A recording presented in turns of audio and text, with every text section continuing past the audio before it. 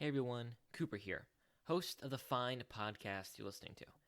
I just want to let you know that the episode you clicked on has a format that is very heavily inspired by a podcast called The Bookening. To be clear, our thoughts and opinions in this episode are our own, but the format is very similar to this podcast. I just wanted to give you a heads up and give credit where it is due. With that out of the way, enjoy the show.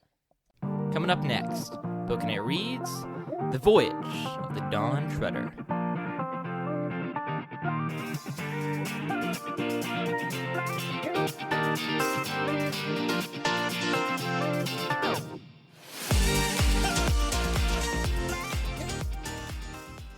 Hey everyone, and welcome back to Bookening. I'm of course your humble and eloquent host, Mr. Cooper Cobbs, and joining me today is my very good friend, Mr. Isaiah Raetsky.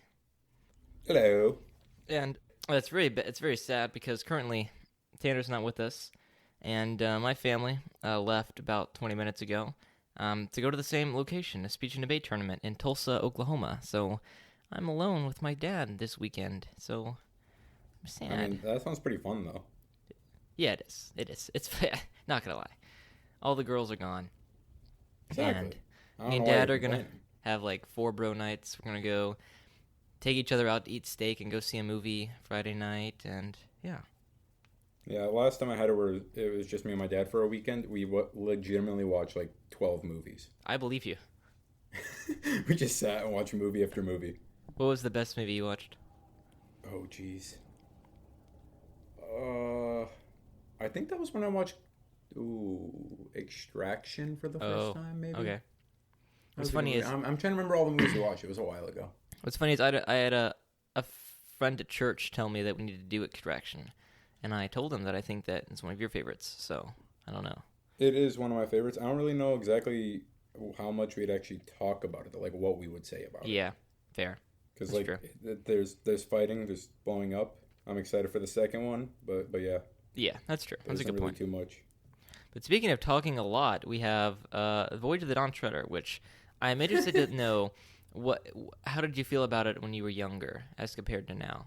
I don't really remember what I thought about it when I was younger, because I remember reading it, like my dad reading it to me and Becky when I was younger, when we were younger. I mean, I don't really remember my thoughts on it because right after we read it, I watched the movie and I was like, the movie's kind of good, but not my favorite, and I just never like read it or watched it again. Okay, so this is only your second time, or you've read it a couple times, I guess? It's like my second my third time. I read it one at a time, like last year when I reread the series. Okay. But yeah, I liked it now. It wasn't really ever I didn't really ever like it as much. I don't really know why. Yeah, okay. But yeah. Yeah, and I think like it better than before. Yeah, me too. I remember I reread them the last time, about 2 years ago exactly. I was kind of reading them over winter break 2 years ago, and Voyage of the Dawn Treader really surprised me because it was never my favorite. It was never one of my favorites. It's probably my least favorites. But when I read it last time, I would have said it was probably top 2. And this time, it's probably my favorite of the ones I've reread so far. So we'll see if Silverchair or Last Battle can dethrone it, but right now it's my favorite. And if I would hypothesize, there is like no villain technically in Dawn Treader, so that could be why. If we were following like my favorite was Prince Caspian as a kid, right? I love the battles, I love everything like that. There's no villain for them to attack, which is something the movie added to its detriment, right? Mm-hmm. The movie just it's the most different adaptation, the Disney one at least, and it's because it just takes this book that's really just about cool ideas and concepts and like moral lessons or whatever, and transforms it into like this weird quest against the Black Cloud thingamajig, which is not really what it's supposed to be about. So, yeah, I don't know. But anyway, they realized kind of why people didn't like it, at least when they were younger, and tried to fix that, but it failed. But anyway, the Voyage of the Dawn Treader itself is quite excellent. So, hey, by the way, do you want to guess which of the medieval planets it's purportedly based off of? Voyage of the Dawn Treader. See, I remember you saying what it was like an episode or 2 ago, but my brain's gone away. Let me see if I can read out the list of what we have left, if you can get it. Voyage of the Dawn Treader. And no, I'm not looking it up right now. So it's really... I'm actually trying to guess it. It's in the title. It is? Yes. The sun? Yes, correct. It is? Oh. Yeah, there you go. Okay. Okay. Yep. Cool. Yep. I don't know why that took me so long to get, but it did. I know. Anyway, I can make it seem like it didn't take me that long, editing powers, but we'll see if I do that. Snip. By the way, me and Isaiah apologized for the audio quality last week. It's okay. It's nobody's fault, but little subpar. So this week, back up to standards. Yeah, I have no clue what happened there. I tried to fix it many times, and I got it a little bit better. No big deal. Hopefully it was fine. So, okay. Don Shredder, what do you think about it this time, Isaiah? What were your thoughts? Give me some stuff. So, like I said earlier, I liked it a lot more this time reading it. It's still not like my favorite book, but I thought it was good. It was a good storyline, well written. It definitely helped with the world building and all that. And it was just a cool adventure with them, like going on a voyage, going on. Yep. So like that on another adventure, and I thought it was a good continuation of the Narnia stories. And it was funny, it's got Reepicheep. Like, oh yeah. I mean, what else is there to say? Yeah, I mean, I forget like how much fun Lewis had writing Reepicheep. Like, he's just like hilarious all over the place, and he's not always, I don't know, like portrayed and like I think Lewis is having a little fun at Reepicheep's expense sometimes, like just a little bit. A little. Anyway, I think it's funny. But I mean, it's by the way, it also so. Yes, true. By the way, it opens up with like the best opening line in literature, maybe, which is there's a boy called Eustace Clarence Scrubb, and he almost deserved it. Beautiful opening line. One of my favorites. I mean, that is a pretty good opening line. Yep. Yeah, I think the story of Eustace is one that is much better nowadays. For me, at least it works better for me now. Like being able to, out of being a kid, say, oh yeah, a little brat, like shape up kind of thing. But I always liked the story of Eustace and the dragon, and the description that has stuck with me so many times over the years is when Eustace is telling Edmund of how Aslan like took off his dragon skin and how he like dug his claws in, and he describes it as like a scab coming off, like it hurts a lot, but it feels like really fun to take it off. Mm-hmm. So that has stuck with me like forever. But yeah, I really enjoyed it this time. I think it's fascinating. It has like the kind of writing that I'm here for now, if you know what I mean. Like I said, the reason, I'm just hypothesizing, but probably the reason I didn't enjoy it as much was because I didn't have any really battles. It was just episodic adventures and cool ideas in writing. Yeah. But all the stuff that, like, the end of the world and the sweet water and the lilies covering it and everything like that is just awesome writing, like you said, and I am totally here for it. Same. Totally. Yep. Well, let's see here. How do we want to start this? Do we want to start with characters? Do you want to start with... we're already 8 minutes in. I don't know if we'd call it starting, but... Fair. Well, Isaiah... Move on to whatever you think. Whatever, yeah. Prince Caspian. Oh. How did you feel like... Did he change at all from Prince Caspian to here? How's he different? How is he not? What do you think about his story and character in this book? I'm trying to remember him in the Prince Caspian book and, like, compare them. Uh-huh. I don't know. Technically, isn't Prince Caspian more of a king now? Yep. If I remember correctly. Oh, true. That's so King Caspian. King Caspian, the 10th. I don't know. I think just the only thing would be he just, like, acts a bit more mature and more like a king. Yeah. And, like, with power and stuff like that, or authority. Mm-hmm. But that's the only thing I can, like, think of off the top of my head right now. Yeah, I don't think he's changed much. I will say Caspian's story is very good at the end of the book where he kind of wants to go see Aslan's kingdom, right? Mm-hmm. But then everybody's like, no, you can't do that, you know? So I think that's a great storyline. I've always loved that moment when, you know, he's like, I want to go. And they're like, you have duties. And it kind of just is a good reminder. Lewis is very good at this, giving us like a real life scenario that we can apply. Like we've wanted to do stuff, and authority figures, other people have been like, you can't do that. You're not supposed to. It's not your role. You have another duty to serve, you know? It's like whenever you're babysitting your little siblings, you know what I mean? Isaiah, both of the oldest, and we're like, oh, we want to go have fun. But the reality is, it's your duty to, and your responsibility to watch over yes, them. when Becky was younger. Now Yeah. it's more like, hey, don't bother me. I won't bother you. You need any help? Let me know. If not, I'll be in my room playing video games. Yeah, you just ruined my beautiful analogy, Isaiah. No, Mm-hmm. I'm kidding. Yeah, my pleasure. Anyway, anyway, Caspian here. I'm looking at it right now. He says, "Can't again," said Caspian. "What do you mean?" "If it please your Majesty, we mean shall not," said Reepicheep with a very low bow. So, Reepicheep and everybody just being a boss and using grammar and being like, Caspian, you got to be king. Sorry. Yeah, sorry I have to force you to be a king. Like, Yeah. totally. And like I said earlier, that's another great example of Lewis being really great at just giving us little handles for life. And then there's Lucy as well with the Magician's Book, if you remember that. And the stuff where she casts a spell and is able to like hear what two of her schoolmates are talking about, right? And then there's one where she's tempted to make her more beautiful than her sister and things like that. And that's always stuck with me as well. Like that scene really has stuck with me forever. Just the idea of you don't want to meddle with things, you don't want to hear things, you don't want to think about things that you aren't supposed to know about. Mm-hmm. And as Aslan keeps saying, like, I'm not supposed to show you what was meant to be, you know. Yeah. I can't tell you that. Not supposed to. You live your story in the best way that you can, because that's what God wants you to do. But ultimately, you're not supposed to know or think about things you're not supposed to. Mm-hmm. You know, that kind of thing. Exactly. So, I don't know. Personally, like, the more I'm thinking about it, even though I didn't like it as a kid, all the stuff from this book that is, like, iconic has just stuck with me. The Magician's Book, the Duffel Puds, all that kind of stuff has always been in my mind. I said earlier, what did I say earlier? Oh, yes, the description of Eustace and the dragon. Like, just some of those classic stories from here have always stuck with me. Oh, and then one more thing from the Magician's Book section.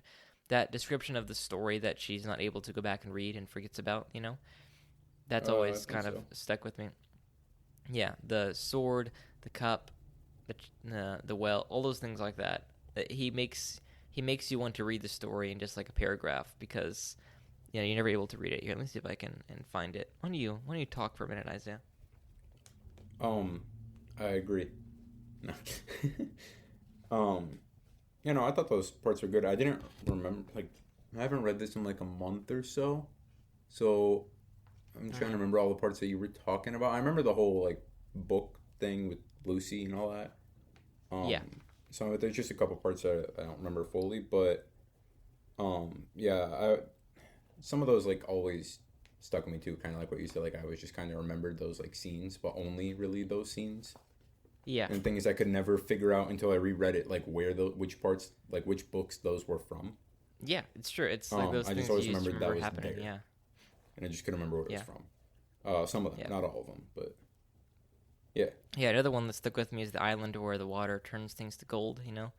Like that's kind of a scary and, I don't know, scary thought to have an idea of jumping in water and just being turned to gold instantly or whatever, but also the kind of realization of we better get away from here quick or somebody's going to get killed over fighting over useless things like this. Mm-hmm. So anyway, I found the passage. I'll go ahead and read it with Lucy in the book.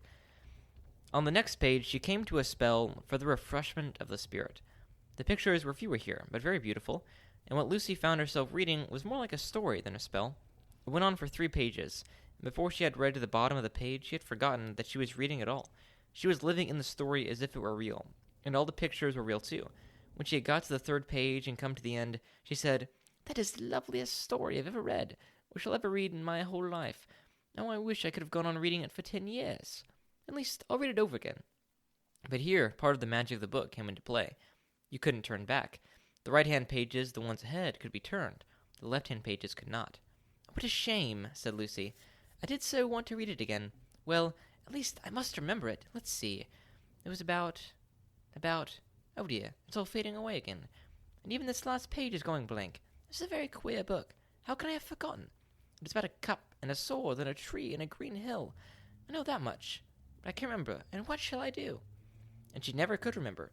And ever since that day when Lucy means by a good book is a story which reminds her of the forgotten story in the Magician's Book. So, I don't know. Like, it just kind of casts this longing to read a story that doesn't even exist. Mm-hmm. Who knows if Lewis even wrote that story out? But I don't know. I've always liked that. So part of this book, the fun of coming back to this book for me was just reliving all the things that made my memory kind of sparkle and coming back and finding them awesome. So yeah. And let's see here. Let's talk about Eustace. He's the iconic character from this, and he's the guy who goes over a change and actually becomes our main character, kind of, in the Silver Chair, in Last Battle. So I guess Eustace, how do you feel about his story this time? Do you like it? Do you like his transformation? How does he play as a character? I think he's a good character. I mean, in the beginning, he is more like a brat, whiny, and all that for a little bit. Mm-hmm. But I think he kind of learns and, matures over time. And that he is a good character. And then, like you said, he is in the Silver Chair, which is my favorite one from the Narnia series. Mm-hmm. Really sort of in there, like a sort of main character thing. Yeah. So yeah, I think he's a good character, and help move along the story. Mm-hmm. For sure. I mean, I think he is Lewis having a lot of fun. Like, you can tell. Somebody, I don't know where I heard this or read this, but somebody said you can always tell who Lewis likes and doesn't like in a book. Or even reading Shakespeare, and it's kind of hard to tell sometimes what Shakespeare thinks of a character, especially like a main character where he's kind of intentionally being ambiguous. But Lewis, you can always tell who he likes and does not like, and he does not like people like Eustace, like his parents, things like that. And so it's kind of funny because Lewis is really funny. He's a funny writer, really wry about it. And at the very end, I think it's like the very last line, everybody, saw the change in Eustace, as you said, but this is how he described it. Everyone except Aunt Alberta, who said he had become very commonplace and tiresome, and it must have been the influence of those Pevensey children. So he is very much making fun of her and her husband. At the very beginning, I think he talked about it too, like they're very progressive and they're very up-to-date and modern or whatever. And it's exactly the kind of people that Lewis didn't like, So watching him play around with that and all the Eustace stuff that he says, like telling Caspian he's a Republican or whatever, was really hilarious, and like kept demanding to see a British consul, which, as I recall, it's done okay in the movie at least. I kind of remember that stuff being funny, but yeah, I've always enjoyed Eustace's character. Like I said, another useful parable for kind of being a jerk, like don't, and Eustace kind of really, like, the first step to like not becoming a brat is recognizing that you are one, I guess. Yeah. Because he doesn't really know that he's a brat. Like, he knows that he wants his way, but he kind of refuses to see that he's tiresome to other people. But then when he becomes the dragon, his real conversion is he sees kind of what a burden he was, and he learned how being helpful is actually quite rewarding. So I've always enjoyed Eustace's story, and the dragon story is obviously a lot of fun to read. Yeah. So. Okay, well, any other things you want to say about characters? We just have some, Edmund and Lucy, and Reepicheep, some of the other side characters you want to talk about?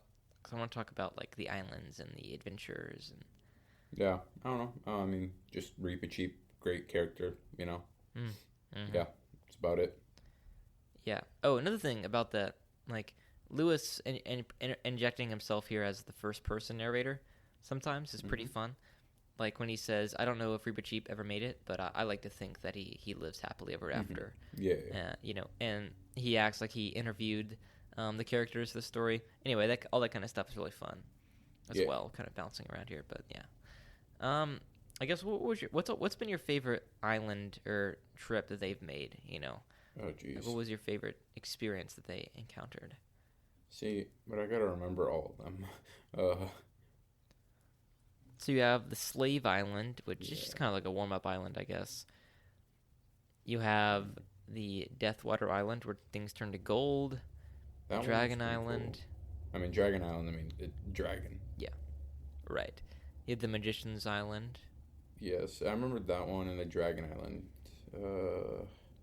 You have Rathmandu, the guy who's a star, his island. Oh, yeah, I remember that. Okay, The Dark Island. Hmm. I don't know. I think the dragon one. I mean, dragon. Yeah, classic. Exactly right. What's not to love about a Yeah. dragon? Yep. I know. That's man. I remember the first time I read that, and the description of like how old and weathered and like dead the dragon looked was really, really scary as a kid, even. Hmm. You know. Yeah, you're right. I was thinking about the islands, and I remembered Rathmandu, the guy who's a star, and his daughter, Yeah, I and forgot all about that one. Caspian like flirted with her, and she was like, "Listen, you gotta like remove the enchantments on these guys before you can kiss me." He's like, "Oh, well, tell me what needs to be done." Like, I think that's like actually what he says, and she's like, "Okay, let's go talk to my dad." And he's like, "Yeah." So anyway, Yeah, I remember Caspian falls in love. laughing at that part. But yes, you're I always, talking for Caspian, it's pretty great. Just tell me what needs to be done. Let me know what the requirements are. Yeah. And I've always enjoyed the description of stars, and I think people quote a line from your a bunch. Like even now, wait, he says, oh yes, so I think Eustace is talking to Rathmandu or whatever, and he's like, wait, you're a star, but in our world, stars are like, balls of gas floating in space. And he's like, well, even that's only what it's made of, but not what it really is. You know what I mean? Mm-hmm. Remember that line? Yeah, I remember that. See if I can find. Let me see. And the description of like the coal, or the fireberry, I guess is what it is. I mean, but like, imagine talking to a dude who's a star. Mm-hmm. Like, how cool would that be? Yes. Okay, here's the line. Even in your world, my son, that is not what a star is, but only what it is made of.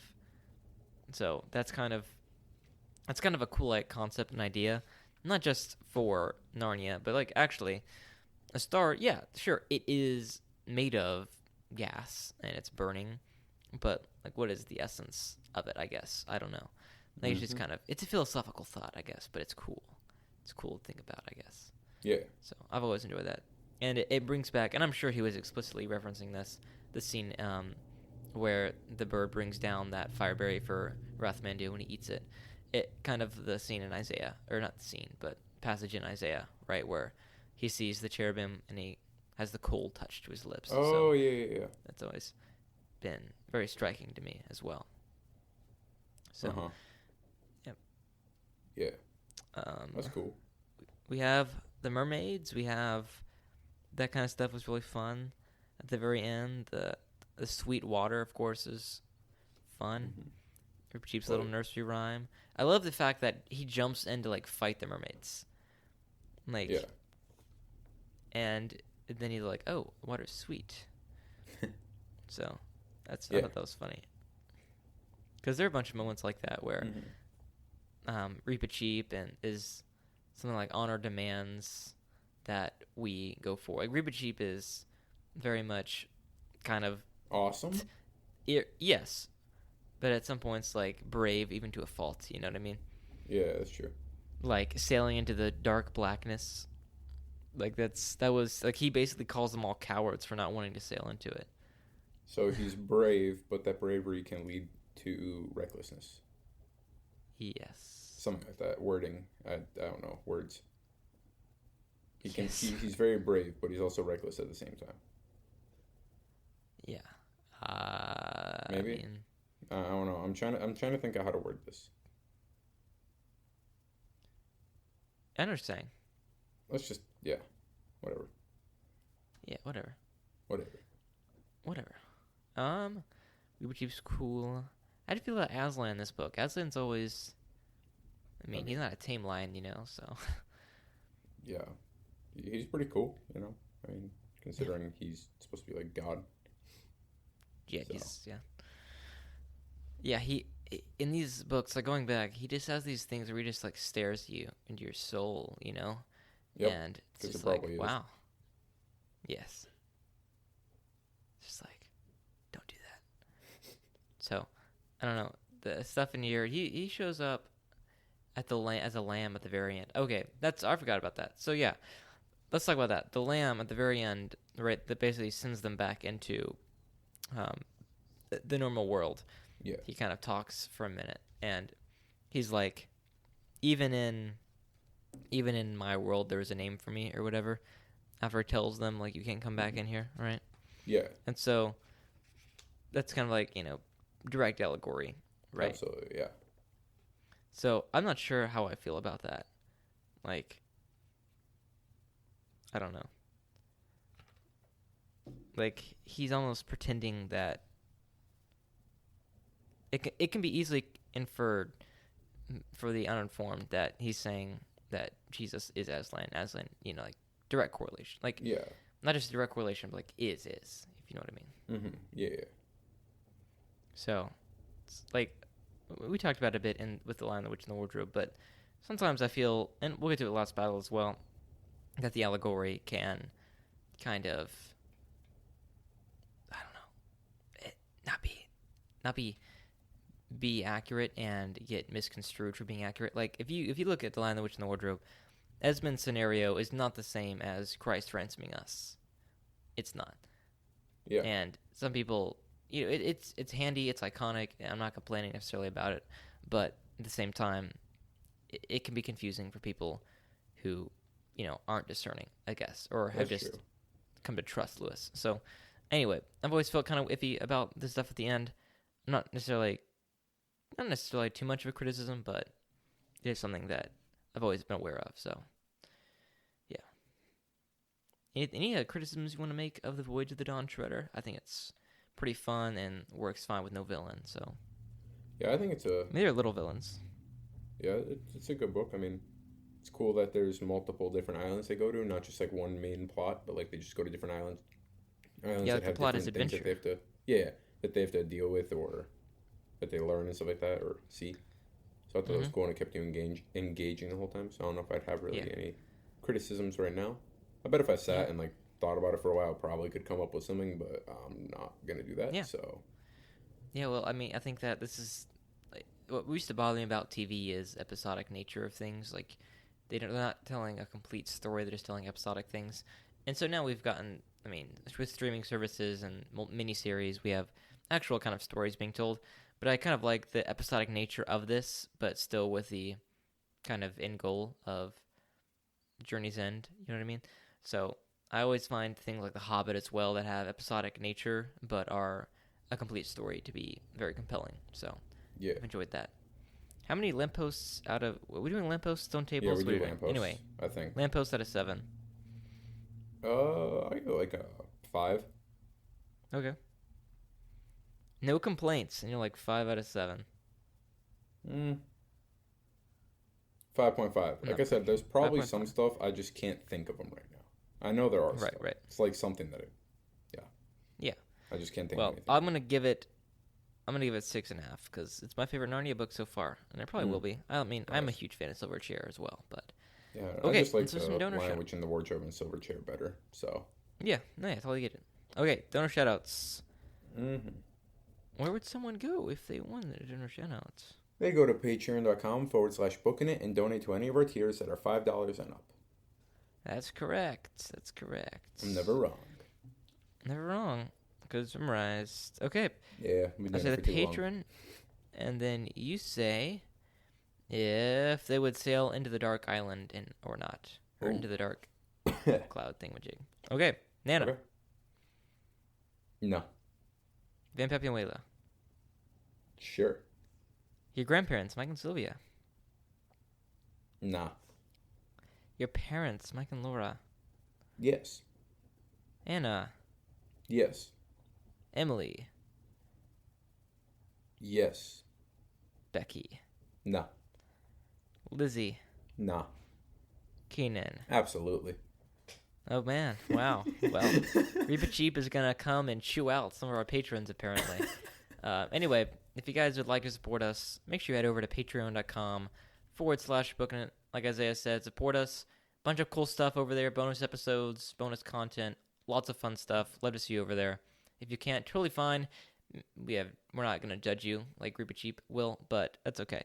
Anyway, please make sure to leave us a 5-star rating and review on your favorite podcasting app as well. It really helps us. We've gotten a couple in the past couple weeks, so that's been great. But helps get the word out, and especially about getting the word out. If you want to share with your friends, that would be awesome as well, because you have influence over your friends, and that is number one thing that is going to recommend a podcast. So appreciate if you would share. One last thing.